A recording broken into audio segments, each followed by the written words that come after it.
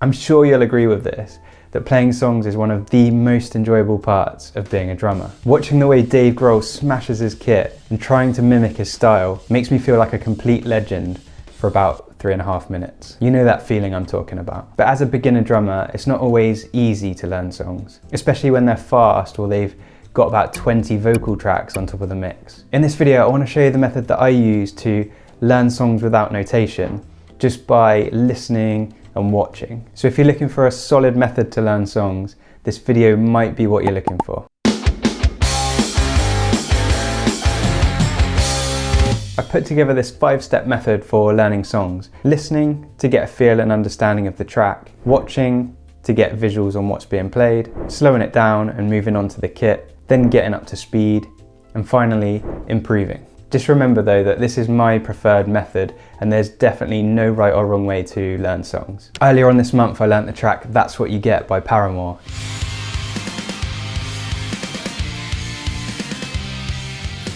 It's such a good tune, and I'll show you how I broke it down into the 5 steps that I'm going to talk about today. And the first step is understanding the song. You see this a lot in those videos from Drumeo where they get a famous drummer and they bring them in to learn a song that they've not heard before. You'll always see them writing down the structure of the song and they'll listen to it over and over and just get a feel for it. I have some accents.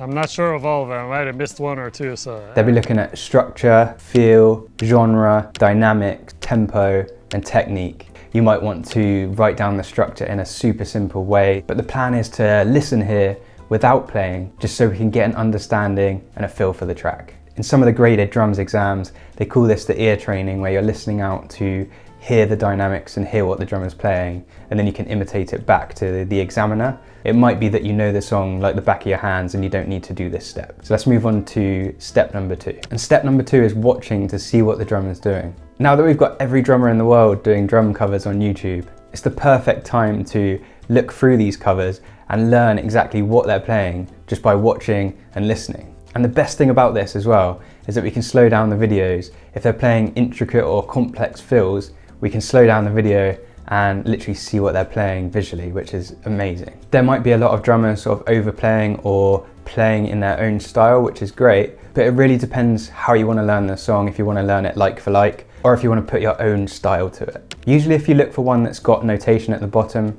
they're usually the ones that are playing it like for like. So I usually do this step on a practice pad. The reason for that is because I don't want to miss anything. I don't want to miss any of the intricate patterns or things that aren't so high up in the mix. And previously when I've done this on an acoustic kit, you've got all the noise, all the ringing cymbals, and sometimes you miss these really beautiful parts of the song hidden lower down in the mix. So you're probably thinking that learning songs on a pad is not ideal, and you definitely have a point. The pad's only got one surface, so obviously if we're learning fills, we're going to need to divide the pad up and visualize different parts of the drum kit, or we can use the edges of the pad for cymbals, for example. But the benefit for using the pad, in my opinion, is that it makes you listen more intently to the music and not thinking about what drums you're going to be hitting next. Bloody hell, Jack, can't I just get on the drum kit now? Fine, okay, let's do it. When I started learning guitar back in 2001, there are very little ways of singling out specific instruments in the mix or slowing down the songs to hear what they're actually playing. So it's mostly a case of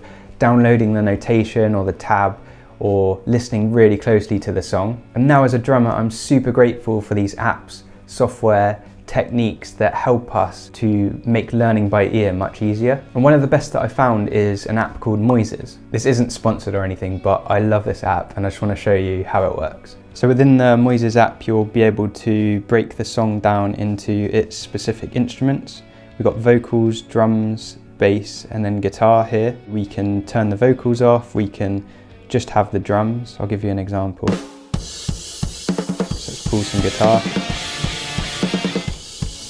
And what we can do here as well is we can slow the song down. The song's at 130 BPM, but we can slow it down to something like 115 just to make it easier to understand and pick out the fills and complex grooves. I've got the $3.99 version here, but you can also get a free version as well that's just got a little bit less features. So by this point we can pretty much play the track pretty well. We've slowed it down, we understand the grooves and fills, and we're feeling pretty confident that we can speed it up now. So let's do exactly that. Step 4 is essentially just jamming at full speed to the track, which is the best part of drumming in my opinion. If we're using Moises, we can turn off the drums and play to the drumless track. And we can also loop sections. And this is the best part of the process, where we can just jam along with our mates, or we can play it in the evenings after a long day at work. I bet you're thinking, Jack, how can there be another step even though we've learnt the song and we're confident with playing it?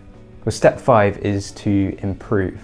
And we do that through recording, watching back or listening back to our performance of the song. I found this to be such an important part of learning an instrument. It's worth just running through and picking out little bits that you can improve on. Sometimes it can be a challenge to know what to improve or what to work on next. And I find that journaling after each session, while it's still fresh in my mind, really helps to give me an understanding of what I need to work on and what I can improve. I decided to make my own journal because I was using it so much. And this is the exact journal that I use. I've put it in the description below that you can download for free. But especially as an older drummer as well, I want to have the most effective practice sessions that I can. And journaling does exactly that. It helps me to focus on a route to take and not just jam for jam's sake. The alternative to learning songs by ear is obviously learning notation and learning to read music. I always recommend the Rock School grade exams. They're the perfect way to level you up in stages, and I find them really easy to use as well. Thanks so much for watching this video. I hope it's helped you in finding a process to learn songs. Let me know if you've got a different way of learning songs. I'd love to hear about it. Keep hitting stuff, and I'll see you in the next video.